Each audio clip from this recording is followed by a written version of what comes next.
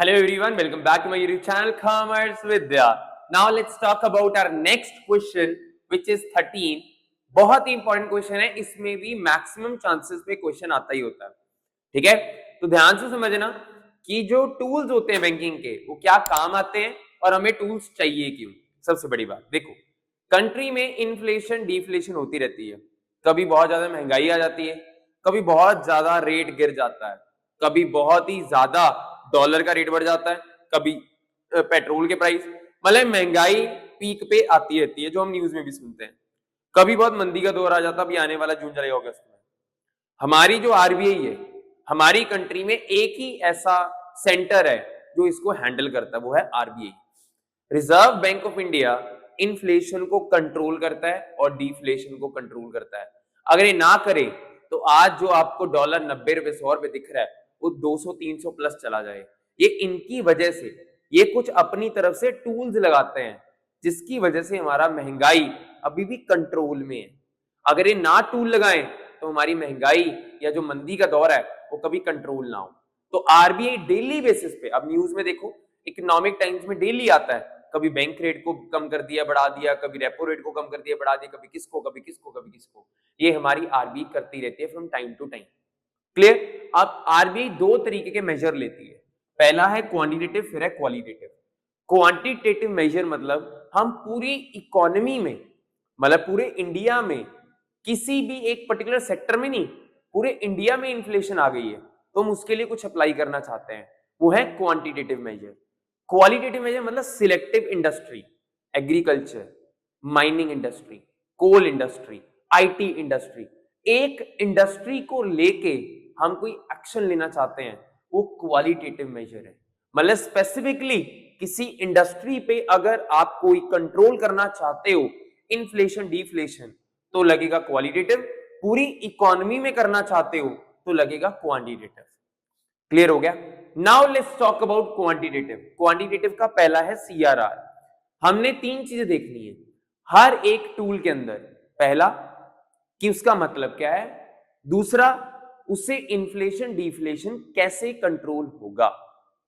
मेरी बात को ध्यान से समझ लेना, 3 या 4 नंबर में आएगा. कई बार स्टेटमेंट में आता है, कई बार सीधा आ जाता है. आपको देखना पड़ेगा कैसे आ रहा है, आने के चांस बहुत होते हैं. तो आपको पहले उसका मतलब पता होना चाहिए, तभी केस स्टडी में समझ पाएंगे कि बोल क्या रहे हैं. दूसरा, इससे महंगाई कैसे कंट्रोल होगा और इससे डिफ्लेशन कैसे कंट्रोल होगा. मैं आपको हर पॉइंट के बारे में इसका रिलेट करके बताऊंगा. सबसे पहला है सीआरआर. सीआरआर का पूरा नाम है कैश रिजर्व रेशियो. ठीक है, इसका मतलब क्या है, फंड्स पार्क विद आरबीआई.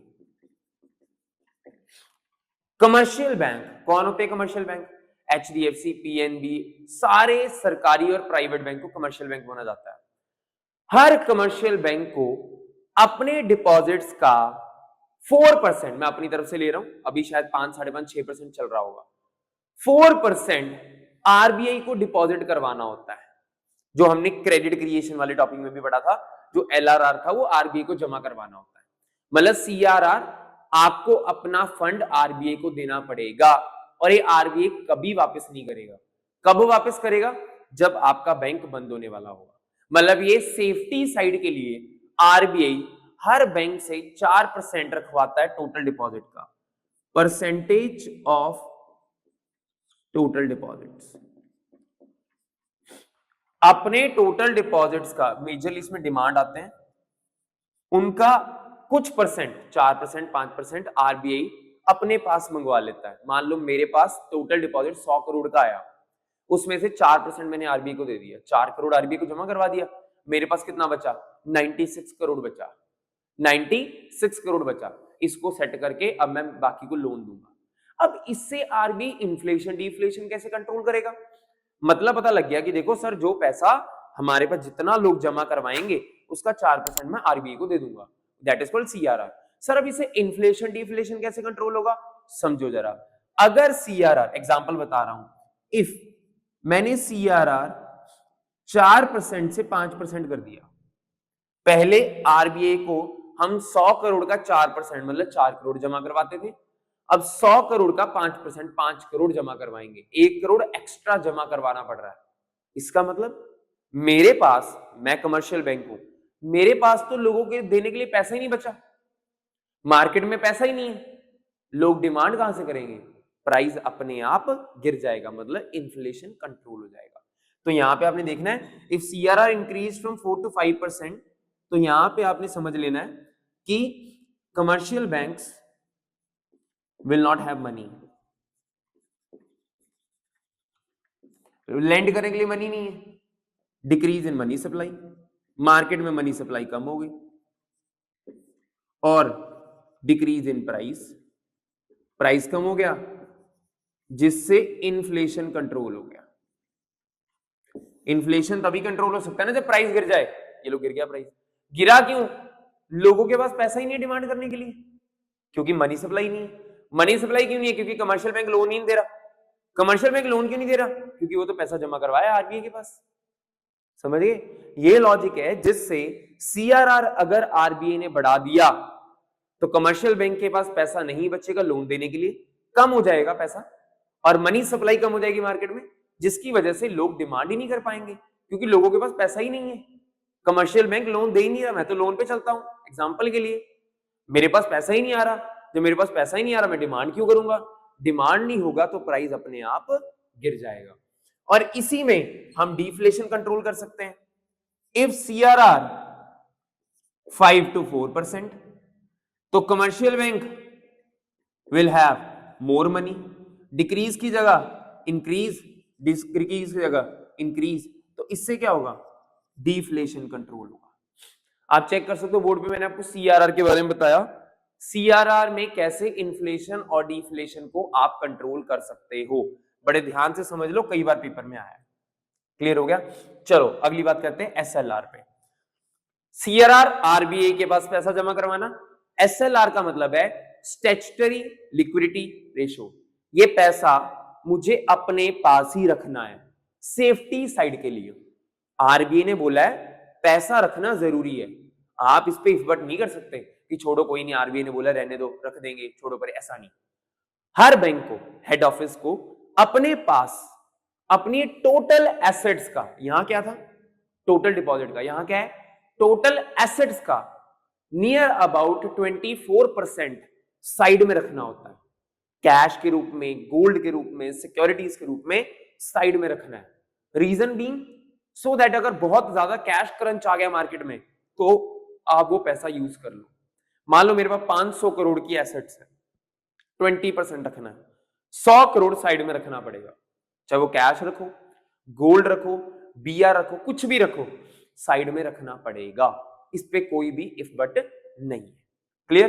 तो यहां पे मैं लिख भी देता हूं, इसका मतलब है statutory liquidity ratio, percentage of total assets kept with themselves, अपने पास ही रखना है, देना किसी को नहीं है, बट कभी भी आरबीआई पे रेड कर सकते हैं, चेक कर सकते हैं कि आपने रखा है या नहीं रखा, ये तो पड़ा ही आरबीआई के पास है, तो ये आपको चेक करना पड़ेगा हर बार कि आपने वो रखा है या नहीं रखा है।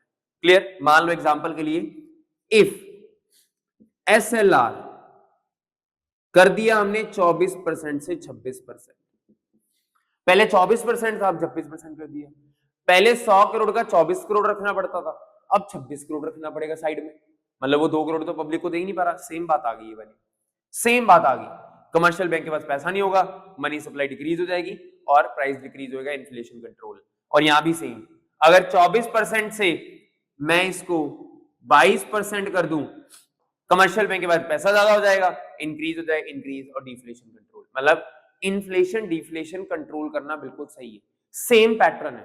तभी मैंने एक पढ़ा दिया, बिल्कुल सेम पैटर्न आगे चलाना आपने एसएलआर में भी, मतलब जब 24 से 26% हो गया, ज्यादा पैसा मुझे साइड में रखना पड़ रहा है, मैं लोन ही नहीं दे पा रहा, कमर्शियल बैंक लोन नहीं दे पा रहा, कमर्शियल बैंक के पास पैसा नहीं है, तो पब्लिक के पास पैसा नहीं है, पब्लिक डिमांड नहीं कर पाएगी, इन्फ्लेशन कंट्रोल, और इसका रिवर्स हो जाएगा। क्लियर। ये था एसएलआर। थर्ड पे बात करते हैं रेपो रेट। देखो रेपो रेट का मतलब होता है कमर्शियल बैंक को पैसे की जरूरत रहती है हमेशा, तो कमर्शियल बैंक किससे मांगता है, आरबीआई से। कमर्शियल बैंक आरबीआई के पास गया कि भाई मुझे लोन दे दो, कमर्शियल बैंक कहता शॉर्ट टर्म पे हम आपको लोन दे देते हैं, शॉर्ट टर्म, लॉन्ग टर्म के लिए नहीं है। शॉर्ट टर्म पे आरबीआई कमर्शियल बैंक को जिस रेट पे लोन देती है by buying of government security, उसको रेपो रेट बोलते हैं। एग्जांपल के लिए ये शॉर्ट टर्म लोन है, शॉर्ट टर्म लोन रेट, अगर आपको 1 साल से कम का लोन चाहिए आरबीआई से, किसको, कमर्शियल बैंक्स को, तो किस रेट में मिलेगा, रेपो रेट में मिलेगा। और इस पे हमारी आरबीआई सिक्योरिटीज को खरीदती बेचती है, मतलब हमारी आरबीआई ये कहती है कि हम ये लोन आपको दे रहे हैं, ये सिक्योरिटीज को मार्केट में खरीद के, तो आप इसको 3 महीने बाद बेच देना, ये सेटलमेंट होती है, मतलब एग्रीमेंट साइन हो जाता है, सिक्योरिटीज के बिहाफ पे ही लोन मिलता है, ऐसे लोन नहीं मिलता। आपने बस सिंपल सा लॉजिक अगर याद करना है वो ये है, short term loan given by RBI to commercial banks on behalf of government securities. Clear. अब रेपो रेट अभी तो चल रहा है 6 6.5%, मान लो रेपो रेट 6 से 8% कर दिया, अब कमर्शियल बैंक तो लोन ही नहीं लेगा, simple same logic. Commercial bank सोचेगा अरे यार ये तो महंगा कर दिया, पहले तो 6% ब्याज ले रहे थे, अब आरबीआई ने भी मुंह खोल लिया 8% ले रही है, हमने लोन नहीं लेना, तो कमर्शियल बैंक के पास पैसा तो बचेगा ही नहीं।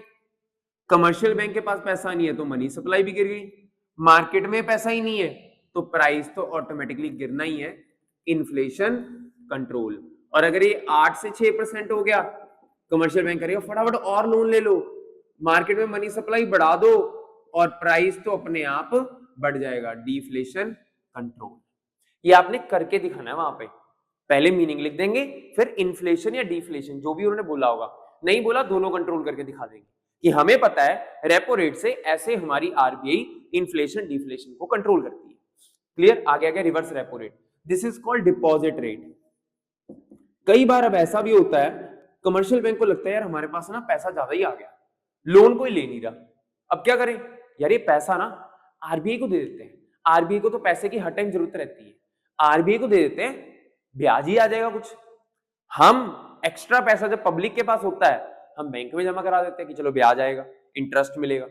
कमर्शियल बैंक के पास अगर पैसा ज्यादा हो जाए, लोन नहीं दे रहे, तो पैसा किसके पास जाएगा, वो आरबीआई के पास जमा करवा देंगे, और आरबीआई क्या करेगा, उनको इंटरेस्ट रेट देगा, ब्याज देगा। अब इसको ध्यान से समझना, इसमें थोड़ा उल्टा है बाकियों के कंपैरिजन में। क्या उल्टा है कि रिवर्स रेपो रेट पहले था 7% मान लो, अब हो गया 9%। अब क्या हुआ, पहले तो आरबीआई बोलता है कि जब आप जमा करवाने आओगे ना आपको 7% दे देंगे, अब कहता है 9%, कमर्शियल बैंक खुश हो गया। कमर्शियल बैंक कहता है काम करते हैं, लोन क्या देना, लोग कभी मुकर भी जाते हैं, काम करते हैं, दो आरबीआई को पैसा, पब्लिक को लोन देने की जरूरत नहीं है क्योंकि हमें अच्छा बढ़िया ब्याज आरबीआई ही दे रही है, तो कमर्शियल बैंक पब्लिक को लोन नहीं देगा। यहां पे कमर्शियल बैंक पब्लिक को लोन नहीं देगा, मतलब डिक्रीज कर देगा, और मनी सप्लाई मार्केट में डिक्रीज हो जाएगी, जिसकी वजह से हमारे प्राइसेस भी डिक्रीज हो जाएंगे, इन्फ्लेशन कंट्रोल हो जाएगा। दूसरा हमारे पास अगर ये हो गया 9 to 7%, अब तो कमर्शियल बैंक बोलेगा पब्लिक को लोन दो यार, ये तो पागल है, ये तो पैसा ही नहीं दे रहे, प्राइस बढ़ जाएगा, डिफ्लेशन कंट्रोल। कहते डिपॉजिट रेट तो कम है, हम क्यों जमा करवाएं आरबीआई के पास, हम तो पब्लिक को दे दिया, पब्लिक को मनी सप्लाई बढ़ गई और हमारा डिफ्लेशन कंट्रोल हो गया। लास्ट है बैंक रेट। बैंक रेट का मतलब होता है, एक और बड़ा open market operations. Bank rate का मतलब क्या होता है, ये था शॉर्ट टर्म, ये है लॉन्ग टर्म। जब आरबीआई लॉन्ग टर्म लोन लेती है, किससे किससे, आरबीआई लॉन्ग टर्म लोन देती है कमर्शियल बैंक को, तो किस रेट पे देगी, बैंक रेट। अब मैं जाऊंगा पब्लिक, मैं हूं पब्लिक, मैं गया बैंक पे, मैं क्या मुझे ब्याज लोन चाहिए दे दो जरा, वो कहेंगे ठीक है इतना इंटरेस्ट रेट लगेगा। जब कमर्शियल बैंक पब्लिक को लोन देता है तो इंटरेस्ट रेट पे देता है, बट जब आरबीआई कमर्शियल बैंक को रेट देती है इंटरेस्ट रेट पे नहीं, बैंक रेट पे मिलता है। ध्यान रखना इसमें और इसमें ये डिफरेंस है, ये शॉर्ट टर्म लोन है, ये लॉन्ग टर्म लोन है, बाकी सब सेम है। बैंक रेट हो गया 7 से 9%, कमर्शियल बैंक लोन ही लेगा, कह रहा है महंगा हो गया नहीं लेना, मनी सप्लाई कम और प्राइस यहाँ पे क्या हो जाएगा, डिक्रीज। अब कमर्शियल आरबीआई ने लोन सस्ता कर दिया, कह रहा ले जाओ 4% पे ले जाओ, कमर्शियल बैंक बहुत लोन लेने लग गया, पब्लिक को बहुत पैसा दे दिया, प्राइस बढ़ गए, डिफ्लेशन कंट्रोल। तो ये सारी चीजें हैं, और एक है हमारा, एक रह गया open market operations. Open market operations. अब आरबीआई ना कमर्शियल बैंक को बीच में नहीं लेके आ रही है। आरबीआई कहती है हम ना डायरेक्टली पब्लिक से कर लेंगे डीलिंग। आरबीआई गवर्नमेंट के बिहाफ पे या तो सिक्योरिटीज को खरीदती है या तो बेचती है। सिक्योरिटीज मतलब शेयर, डिवेंचर, बॉन्ड्स। या तो इनको खरीदती है या तो बेचती है। किस पर्पस के लिए? वही इन्फ्लेशन डिफ्लेशन को कंट्रोल करने के लिए। इससे कैसे होगा? मान लो परचेज सेल। अब ध्यान से समझना, नहीं तो कंफ्यूजन हो जाती है। मैं हूं आरबीआई, आप हो पब्लिक। ध्यान से सुन लेना, नहीं तो कंफ्यूजन हो जाएगी। मैं आरबीआई हूं, आप पब्लिक हो। मुझे लग रहा है यार एक काम करता हूं, मैं सिक्योरिटीज खरीद लेता हूं। मैं आया आपके पास, मैंने आपसे सिक्योरिटीज खरीद ली, कुछ भी खरीद लिया, मान लो मैंने आपसे खरीद लिया, तो आपको पैसे दे दूंगा। अगर कुछ खरीदूंगा तो पैसे आपके पास जाएंगे ना। सिक्योरिटी आ गई मेरे पास, पैसा चला गया आपके पास। आप क्या हो? पब्लिक। पब्लिक के पास पैसा बढ़ गया मतलब मनी सप्लाई बढ़ गई। मनी सप्लाई बढ़ी मतलब प्राइस बढ़ गया, मतलब हमारा डिफ्लेशन कंट्रोल हो गया। देखो यहाँ पे प्राइस परचेज किया सिक्योरिटीज, इससे मनी सप्लाई बढ़ गई, प्राइस इंक्रीज हो गया, ये डिफ्लेशन कंट्रोल हुआ।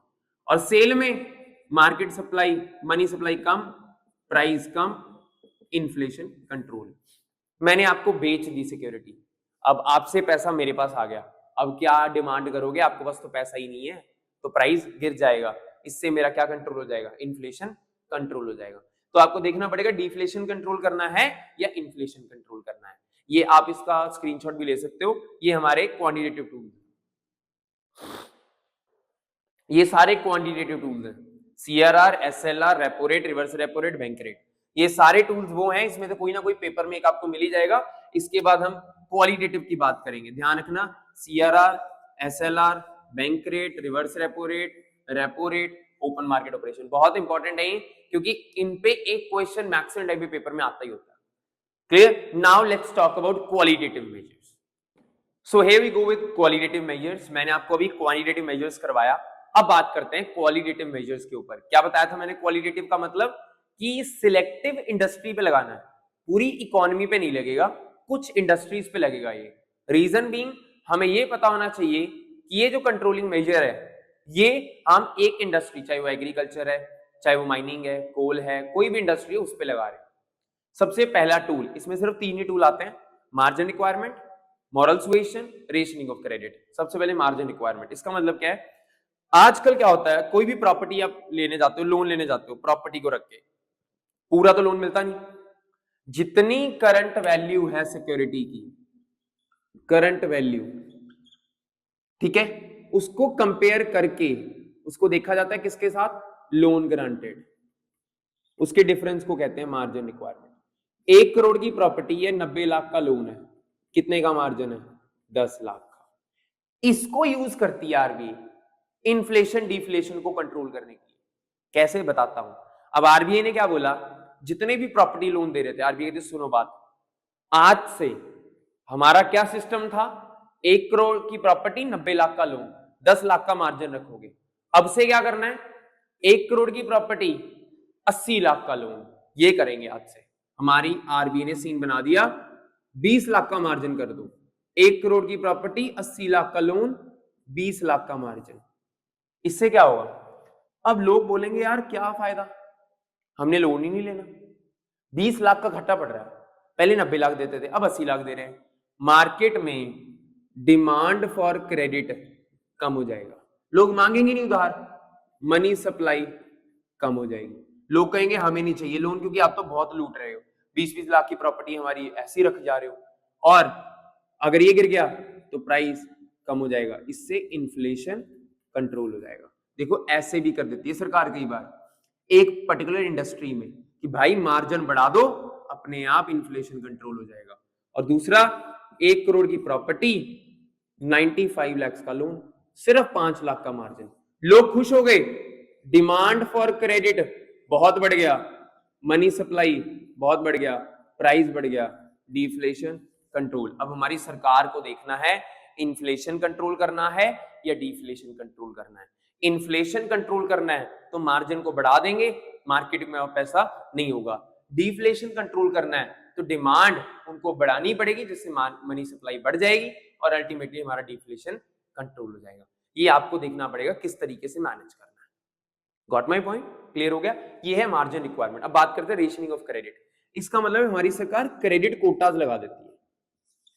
क्रेडिट कोटाज मतलब सरकार ने कोटा लगा दिया, इंडस्ट्री में इस सेक्टर को लोन नहीं देना, एग्रीकल्चर में लोन देना बंद कर दो, 25% से ऊपर लोन नहीं देना, इससे ज्यादा लोन नहीं देना। ये टर्म कंडीशन लगा दी, मतलब कोटा फिक्स कर दिया, कैटेगरी लगा दी, कुछ ना कुछ अपनी तरफ से टर्म्स कंडीशन अप्लाई कर दी, जिसकी वजह से अब लोगों को लोन नहीं मिलेगा। अगर तो कोटा इंट्रोड्यूस कर दिया, ध्यान रखना मेरी बात, इंट्रोड्यूस कोटा, नया कोटा ले आए कोई, तो ऑब्वियसली लोगों को मनी सप्लाई होएगी नहीं।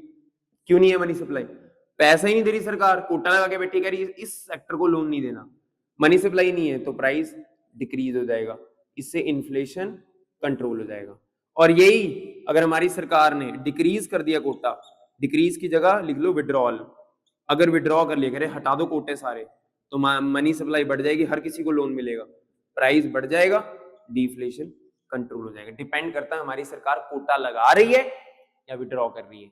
रेशनिंग ऑफ क्रेडिट का मतलब सिर्फ कोटा ही है, कैटेगरी लगाओ, इस पिन कोड को लोन नहीं देना, इस सिटी में लोन मत दो, यहाँ डिफॉल्टर बहुत है, यहाँ पे इस एग्रीकल्चर में लोन मत दो, इस इंडस्ट्री को लोन मत दो। अलग अलग कैटेगरी है जिसपे हमारी सरकार या तो ज्यादा लोन देना चाहती है या बिल्कुल ही देना नहीं चाहती, उसके अकॉर्डिंग हम इन्फ्लेशन डिफ्लेशन को कंट्रोल कर सकते हैं। और लास्ट है हमारा मॉरल सुएशन, इसमें इन्फ्लेशन डिफ्लेशन नहीं है, इसमें हमारी सरकार प्रेशराइज करती है कमर्शियल बैंक को कि बेटा देखो अगर आपने लोन ये दिया नहीं तो आपके ऊपर बात आएगी, हमें चाहिए कि आप ज्यादा से ज्यादा लोन दो जब हम बोल रहे हैं, और कम से कम दो जब हम बोल रहे हैं, अदरवाइज आपका लाइसेंस कैंसिल कर दिया जाएगा। और RBI has the power to cancel the licence of any bank, क्योंकि ये फादर ऑफ ऑल बैंक्स है, सारा कंट्रोलर कौन है?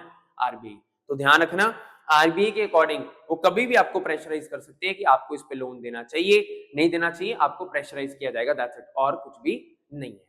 क्लियर? तो ये है हमारे क्वालिटेटिव मेजर, सिर्फ 3 है। इसके साथ हमारा टूल्स वाला टॉपिक खत्म हो गया। We are done with question number 13। Now let's move to question number 14। Alright, bye, take care.